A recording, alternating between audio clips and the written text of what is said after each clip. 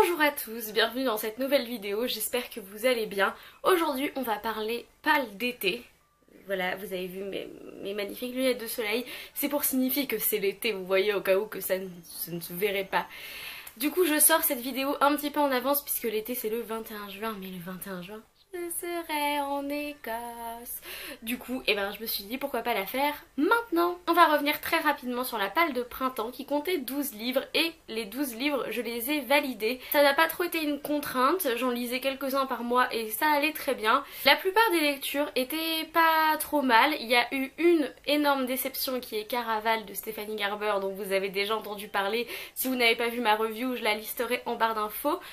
Les autres lectures ça allait, c'était plutôt pas mal, la plupart du temps assez sympathique et les deux lectures qui ressortent c'est mon gros coup de cœur sur Fangirl de Rainbow Rowell évidemment et une duologie dont je n'ai pas encore parlé en update lecture qui est la duologie de Timothée de Fontbelle, Toby Lulness, que j'ai lu très dernièrement, il y a une semaine à peine et que j'ai absolument adoré. Donc puisque la palle de printemps avait plutôt bien marché pour moi, que c'était pas trop contraignant parce que c'est pour ça que je ne fais pas de palle au mois, parce que j'aime pas être contrainte dans mes lectures. Donc l'été c'est souvent le moment où on lit des trucs un peu plus légers, peut-être un peu plus romancés, etc. Moi j'ai choisi un peu de ça aussi, un peu aventure, un peu qui me semblait assez léger, sympathique, etc. Vous allez voir de toute façon ce que j'ai choisi. J'en ai seulement choisi 9 puisque je me suis dit 12 c'était bien mais 9 pour les 3 mois d'été ça va être... Voilà, 9 c'est un bon chiffre.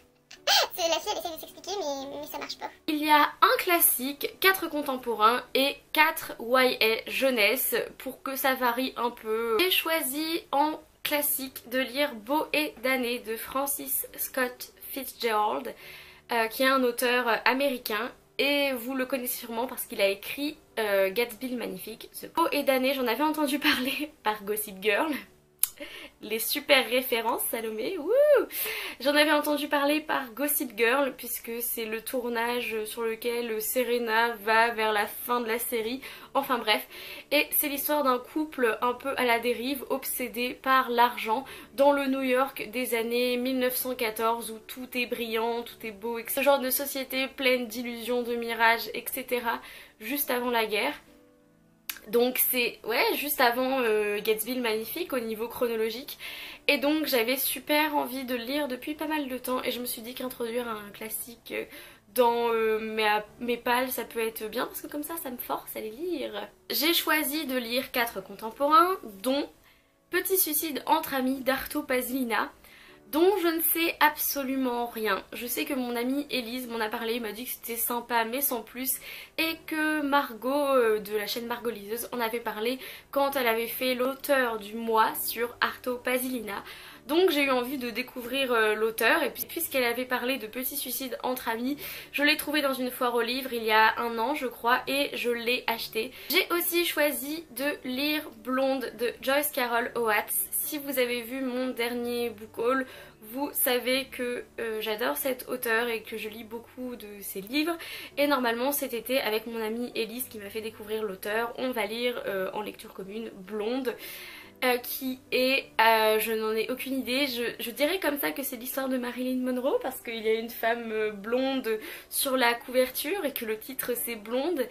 Mais alors avec Joyce Carol Oates, ça ne me dérange absolument pas de plonger dans le livre sans savoir de quoi ça parle puisque l'auteur, le nom de l'auteur fait déjà son effet et je ne regarde même plus les résumés puisque je sais que ça va me plaire. Donc, un livre que je lis, j'en suis au milieu du livre, page 323, de pile poil le milieu depuis à peu près 2 ans.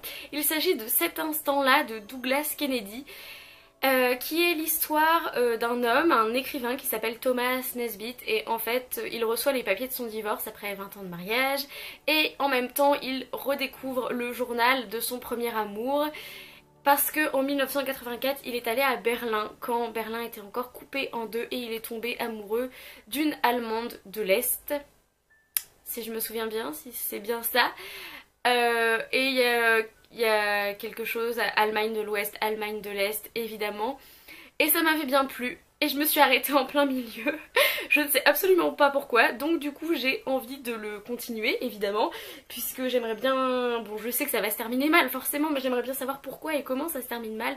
Et donc c'est une romance qui a quand même un côté historique, donc qui va m'intéresser quand même un peu, donc voilà, été, romance, et finir enfin, tourner la page de cette lecture que j'ai depuis 2 ans. Et le dernier que j'ai à vous présenter dans les contemporains, il s'agit de Bénis soient les enfants et les bêtes de Glenn Swarthout, quelque chose comme ça, des éditions Gallmeister, qui est l'histoire de ces jeunes gens qui vont l'été en camp de vacances et qui décident de se prouver quelque chose, de prouver quelque chose à leurs parents, qu'ils peuvent vivre dans la nature, survivre dans la nature, et c'était aussi, si j'ai bien compris, une espèce de quête initiatique, une quête de soi. Donc ça se passe dans un camp de vacances l'été, j'avais bien envie de le lire à cette période-là aussi. J'ai choisi 4 jeunesse YA, de même que, voilà, que 4 contemporains. Je vais lire Les étoiles de Noshead de Sophie Jomain, le tome 1, puisque pas mal de personnes m'en parlent, je l'ai eu à Noël. Ça se passe en Écosse et comme vous le savez, je vais en Écosse là dans 2 semaines. Donc j'ai décidé de le prendre et de le lire en voyage, comme ça j'aurai encore plus l'Écosse juste devant moi en lisant un livre sur l'Écosse en Écosse. J'ai envie de vous dire, comme d'habitude, c'est l'histoire d'une fille. Elle a à peu près 18 ans, elle s'ennuie dans sa ville, dans son petit village en Écosse l'été, et elle va rencontrer un beau ténébreux. Et je ne sais pas trop de quoi ça va parler, de quoi, qu'est-ce qui va se passer, mais Les étoiles de Noshead c'est plutôt populaire en France et sur Booktube, donc eh ben, j'ai envie de le découvrir moi aussi. Ensuite, vous avez vu dans mon dernier book haul que j'ai trouvé dans une bouquinerie La Princietta et le Capitaine d'Anne-Laure Bondou. Et l'été, tout ce qui est roman un peu d'aventure comme ça me fait aussi très envie. J'ai même pas lu le résumé puisque c'est Margot de la chaîne Margot Liseuse qui en avait parlé. Et souvent, j'essaye de plonger pas mal dans mes livres à l'arrache comme ça, sans trop savoir.